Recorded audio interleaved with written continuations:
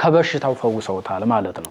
ልክ የእግዚአብሔር ሰዎች በእንደዚህ አይነት መልኩ የማንም ደም ሳይፈስ የማንም ህይወት ሳይጠፋ ከእግዚአብሔር በተሰጣቸው ኃይልና ብርታት ነው ሰውን የሚያድኑት እንጂ የሆነን ሰው ገለው ደሙን አፍሰው የሆነን ሰው የሚያድኑ አይደለም። ይሄ ሰይጣናዊ ስራ ነው።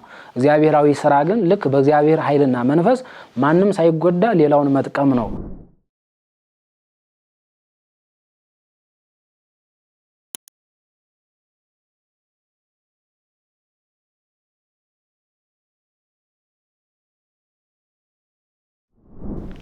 በስመ አብ ወወልድ ወመንፈስ ቅዱስ አሐዱ አምላክ። የተከበራችሁ የክርስቶስ ቤተሰቦች ምእመናት፣ ይህ የሜላድ ጥንታዊ የብራና ዝግጅት ማዕከል ሚዲያ ነው። በዚህ ሚዲያ ላይ የቅዱሳን አባቶቻችን የቅዱሳት እናቶቻችን ዜና ህይወታቸው ታሪካቸው ይተላለፋል። በዛሬው ዕለት ፋርሱን ንጉስ መክረው አስተምረው ያሳመኑ ያጠመቁ የፈወሱ ታላቅ አባት ታሪካቸውን እንመለከታለን። አባ ዳንኤል ይባላሉ። እንግዲህ የፋርሱ ንጉስ አንድ ታሪክ አለው። በዚህ እሳቸው በተሳተፉበት ታሪክ ላይ የፈጸመው ነገር አለ። ይህ የፋርስ ንጉስ ታሪኩ እንደሚናገረው እጅግ በጣም ሆዱን ታማሚ ነበረ።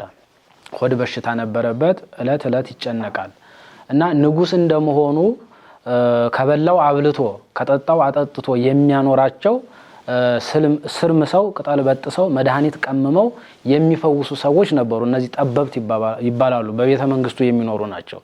በዚህ ስራ ላይ ብቻ ነው የተሰማሩት። ንጉሱ ሲታመም መድኃኒት ቀምመው መድኃኒት የሚሰጡ የሚፈውሱ ሰዎች ናቸው። እንግዲህ እንደዚህ ሲኖር ይሄንን በሽታ ግን መፈወስ አልተቻላቸውም ነበረ። የሆድ በሽታውን ሁሉ ጊዜ ይነግራቸዋል። ታመም ያለው ይላቸዋል፣ ፈውሱኝ ይላቸዋል። እነሱ ግን ይሄንን ማድረግ አልተቻላቸውም። የተቻላቸውን የሚችሉትን ጥበብ ሁሉ ተጠቅመው ማድረግ ያለባቸውን ሁሉ አድርገው አለ የተባለውን መድኃኒት ሁሉ ሞክረው ማዳን አልተቻላቸውም።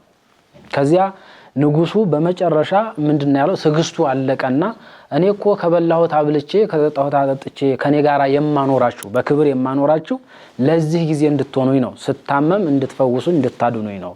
ስለዚህ እናንተ ደግሞ በዚህ ሰዓት እኔን ማዳን አልተቻላችሁምና የሆነ ነገር ፈልጋችሁ ማዳን አለባችሁ፣ ካለበለዚያ ግን እቀጣችኋለሁ አላቸው። ምክንያቱም ይሄ የተጣለባቸው ኃላፊነት ነው። እሱን እንዲያድኑ እንዲፈውሱ፣ ሲታመም ጤንነቱን እንዲጠብቁ በዚህ ኃላፊነት ላይ የተሰማሩ ሰዎች ስለሆኑ ግዴታ ስላለባቸው እነሱ ግን አልተቻላቸውምና ከነሱ መካከል አንዱ ማዳን ቢሳነው ባይቻለው ሌላ ጥበብ ፈጠረ። ጥበቡ ምንድነው? በሀገርህ እኔ እኮ አንተን አድንህ ነበረ፣ ነገር ግን እኔ የማድንበት አንተ የምትድንበት መድኃኒት እንደዚህ በቀላሉ የሚገኝ አይደለም። መድኃኒቱ ስለማይገኝ እንጂ አንተን ማዳን አይሳነኝም ነበር አለው። ንጉሱም መለሰለት፣ ምንድነው የማይቻል የማላገኘው ነገር? እኔ ንጉስ ሆኜ በምገዛው ሀገር ላይ ፈልጌ የማጣው የማላገኘው ነገር ምንድነው? እስኪ ንገረኝ ብሎ ሲጠይቀው በሀገርህ ውስጥ ለእናት ለአባቱ አንድ የሆነ ብላቴና የ3 ዓመት ህፃን አግኝተህ እሱን አምጥተህ እናቱ ይዛው አባቱ አርዶት የሱን ደም ቀድተህ በሱ ደም የምትታጠብ ከሆነ ከደዌ ትፈወሳለህ አለ። አሁን የሰው በራሱ መንገድ ጥበብ መጠቀሙ ነው። ጥበቡ ምንድነው? አንደኛ እንደዚህ አይነት ለአባቱ አንድ የሆነ ህፃን በሀገር ውስጥ ላይገኝ ይችላል የሚል ሐሳብ አድሮበት ነው። ሁለተኛ ቢገኝ እንኳን እናትና አባቱ አሳልፈው አይሰጡትም የሚል ሐሳብ አድሮበት ነው። ሶስተኛ ደግሞ እናት አባቱ ቢሰጡ እንኳን ንጉሱ እንደዚህ አይነቱን ጭካኔ አይፈጽመውም ብሎ ስላሰበ በዚህ መካከል እሱ ለመዳን ነው ማለት መድኃኒቱን ማድረግ ተስኖት ሳይሆን የሚደረገው መድኃኒት በመጥፋቱ ንጉሱ ሳይድን ቀረ እንጂ እኔ ማዳን እችላለሁ ብሎ በጥበብ ከነገር ለመዳን ወይም አላዋቂ ላለመባል ይህንን ጥበብ ተጠቀመ። ነገር ግን ንጉስ ነውና ሰውየው በሀገር ውስጥ ሁሉ አዋጅ ተነገረ።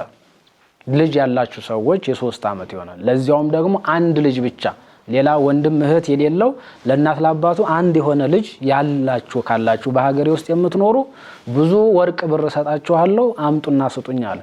ይሄ አዋጅ ሲነገር እንግዲህ በሀገሩ ሁሉ ተሰማ፣ ተነገረ። የንጉስ አዋጅ ነው። ይሄ አዋጅ ከተሰማ በኋላ የዚህ ህፃን እናትና አባት አዋጁን ሰምተው፣ ምክንያቱም ብዙ ወርቅ ብር ሰጣችኋለሁ ብሎ ተናግሮ ነበር። ይህን ብላቴና ለሚሰጠኝ ልጁን አሳልፎ ለሚሰጠኝ ሰው ወርቅና ብር ሰጣለሁ፣ ፈልጋችሁ አምጡልኝ ሲባል በወርቅ በብር ተታለሉ። እነዚህ ሰዎች እናትና አባቱ ያላቸውን አንድ ልጃቸውን ታናሽ የለው ታላቅ የለው አንድ ልጅ ብቻ ነው ያላቸው፣ ያንን ልጅ ለመስጠት ተስማሙ እናትና አባት። ከዚያ ወደ ንጉሱ ይዘው ሄደው ብራቸውን ተቀብለው መጣቸው ግን ልጁን ህፃኑን ሰጣቸው መሄድ ሳይሆን እናቱ እጁን እግሩን ትይዛለች አባቱ ያርዳል ደሙ ይቀዳል በደሙ ንጉሱ ይታጠባል ከዚያ በኋላ ከበሽታው ይድናል የሚል ነገር ነው የተነገረው ይዘው ወደ ቤተ መንግስት ሄዱ እናቱ እጁን እግሩን ልትይዝ አባቱ ደግሞ ሊያርድ ተዘጋጁ በዚህ ጊዜ እጁን እግሩን አስረው አባቱ ቢላውን አንስቶ ካንገቱ ላይ ሊያሳርፍበት ሲል ልጁ ወደ ሰማይ አይኑን አንስቶ ከንፈሩ ይንቀሳቀስ ነበር ይነጋገር ነበር በውስጡ ይነጋገር ነበር ከእግዚአብሔር ጋር ማለት ነው እና ንጉሱ እዚያው ቆሞ ነበር ያያየው ነበርና ቆይ አንድ ጊዜ አቁሙ ብሎ አስቆሞ ምንድነው ወደ ሰማይ ቀናር ብላ ባይንህ ሰማይ እየተመለከትክ ነው ከንፈርህም እየተንቀሳቀሰ ነው ምንድነው አለው እሱም ምን ብሎ መለሰለት እየጸለይኩ ነበር አለ ህፃኑ ልጅ ማለት ነው እየጸለይኩ ነበር ምን እያልክ ነው የምትጸልየው ብሎ ሲጠይቀው ሰው አንድን ሰው ቢገፋው አንድን ልጅ ሌላ ልጅ ወይም ሌላ ሰው ቢገፋውና ቢበድለው ለእናት ለአባቱ ይከሳል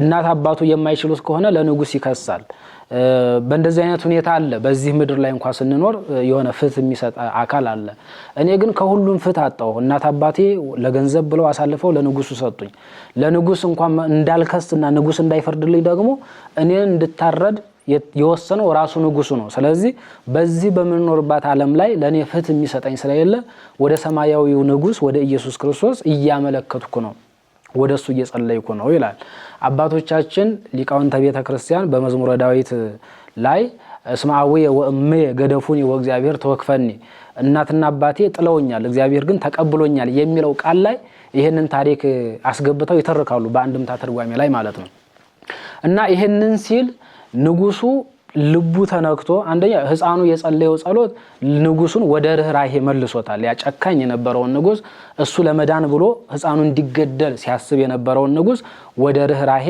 ወደ መልካምነት ወደ ቅንነት ልቡን መለሰው የህፃኑ ጸሎት ከዚያ ፍቱት በቃ እሱ ሞቶ በሱ ደም ታጥቤ እኔ ከምድን እኔ እንደው እየታመምኩ ብኖር ይሻለኛል እንጂ ፍቱት ብሎ አይምሮ የህሊና ያልፈቀደልኝም ፍቱት ብሎ ህፃኑን ከታሰረበት ፈተው ለእናት ለአባቱ ሊሰጥ የታሰበውን ያንን ገንዘብ ለህፃኑ ልጅ እንዲሰጥ አድርጓል ማለት ነው በዚህ ጊዜ ነው እግዚአብሔር ተገልጾ ለአባ ዳንኤል ወደዚህ ንጉስ እንዲሄድ አድርጎታል በራእይ ተገልጾ ሄደው ንጉሱን በመጀመሪያ ሳመነውታል ሃይማኖት የሌለው ንጉስ ነበር ከዚያ አጥምቀውታል ክርስቲያን አድርገውታል ከዚያ በኋላ ከበሽታው ፈውሰውታል ማለት ነው ልክ የእግዚአብሔር ሰዎች በእንደዚህ አይነት መልኩ የማንንም ደም ሳይፈስ የማንንም ህይወት ሳይጠፋ ከእግዚአብሔር በተሰጣቸው ኃይልና ብርታት ነው ሰውን የሚያድኑት እንጂ የሆነን ሰው ገለው ደሙን አፍሰው የሆነን ሰው የሚያድኑ አይደለም ይሄ ሰይጣናዊ ስራ ነው እግዚአብሔራዊ ስራ ግን ልክ በእግዚአብሔር ኃይልና መንፈስ ማንንም ሳይጎዳ ሌላውን መጥቀም ነው